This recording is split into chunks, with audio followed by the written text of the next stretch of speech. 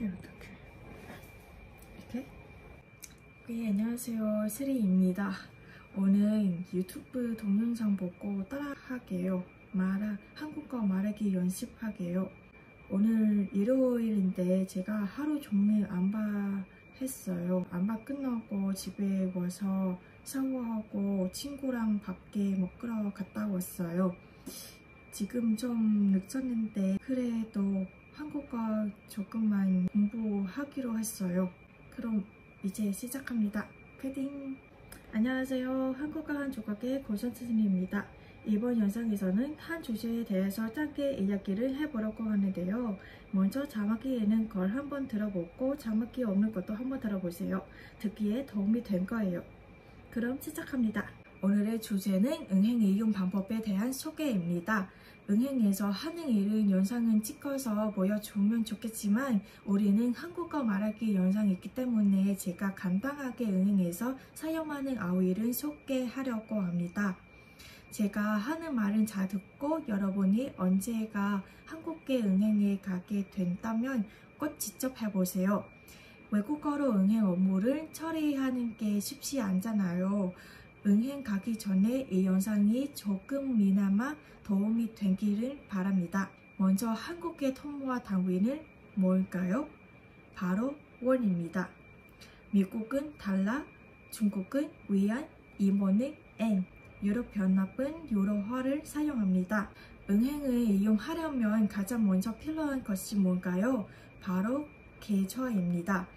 외국인은 경우 외국인 등록증과 여권을 가지고 가까운 은행에서 예금에 가입하면 됩니다. 계좌 개설을 하기 전에 신청서를 작성하게 되는데요. 이 신청서에 이름, 생년월일, 주소, 전화번호, 이메일 등을 쓰고 서명하거나 또는 도장을 찍습니다. 서명을 한국에서 사인이라고 하는데요. 이 사인은 연예인들에게 진호 오빠 사인해주세요 할 때 받는 것이고 서류를 작성한 때는 보통 서명이라고 합니다.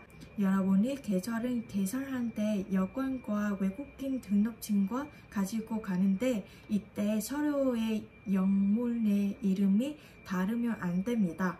은행에서 통장을 만드는데 통장 비밀번호를 만들게 됩니다. 비밀번호는 당연히 다른 사람이 알 수 없는 번호해야겠지요. 생년월일과 전화번호를 사용하면 다른 사람이 쉽게 알 수 있으니까 꼭 새로운 번호를 만드시기 바랍니다. 제 친구는 방탄소년단 데뷔 난자로 해서 제가 바로 맞췄습니다. 이렇게 쉬운 비밀번호로 선정하면 안 됩니다. 마지막 통장은 처음 개설하면 첫 거래를 하게 되는데요. 어느 정도의 돈을 입금하고 신청서와 여권 주민등록증을 제출하게 되면 통장 및 현금 민중기 카드를 만들 수 있습니다. 이때 이체 한도를 선정하게 되는데요. 이체 한도는 돈은 한 번에 다른 사람에게 보내는데 송금 가능한 금액을 이야기합니다. 계좌 개설 시 발급받는 현금 카드를 이용해서 현금 인출기를 이용할 수 있습니다. 현금 카드는 신용카드가 아닙니다. 흔히 한국에서는 체크라고 부르는데요. 이 카드는 연결된 통장에 돈이 없는 경우에는 결제를 할 수 없습니다. 통장이나 현금 인출기 카드를 이용해서 입금과 출금을 할 수 있습니다.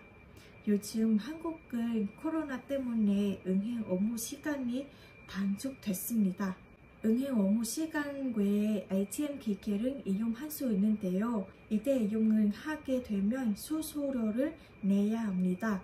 또 다른 은행의 ATM 기계를 사용하게 되면 수수료를 내야 합니다. 이때 수수료는 추가로 내는 돈을 이야기합니다.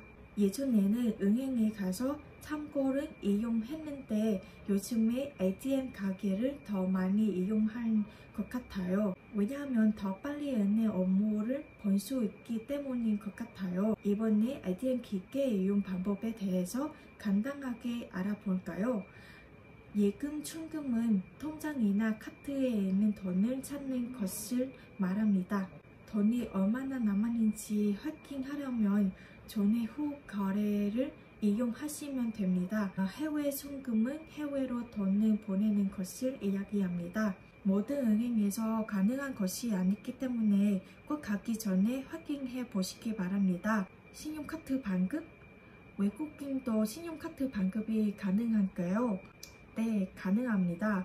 신용카드 반급은 F4, F5 비자면 직장에 다니고 있거나 부동산 등의 외국인 등록증, 국내 거소 신고증, 소득 관련 고비 서류를 제출하면 3살은 거쳐서 반급을 받을 수 있습니다. 그럼 여러분 은행은 갈 수 없을 때 돈을 어떻게 보낼까요? 바로 인터넷과 전화로 돈을 보내게 됩니다.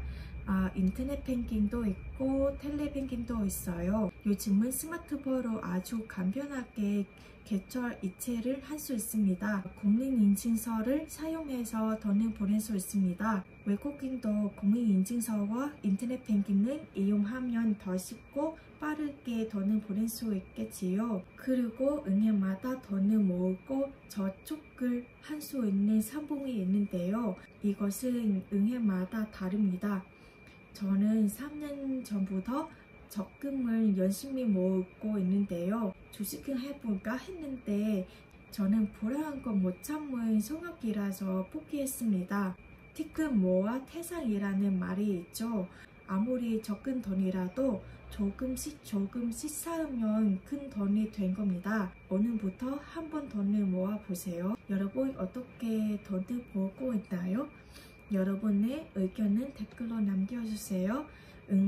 지난 영상에서 댓글을 남겨주셨는데요.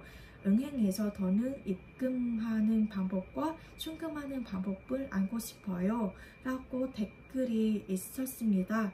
그래서 제가 간단하게 영상을 한번 준비해봤습니다. 영상을 보고 한번 따라 해보세요. 그럼 이번에는 자막이 없는 똑같은 이야기를 한번 들어보세요. 이렇게 연습해보세요. 빠이. 다음에도 만나. 안녕.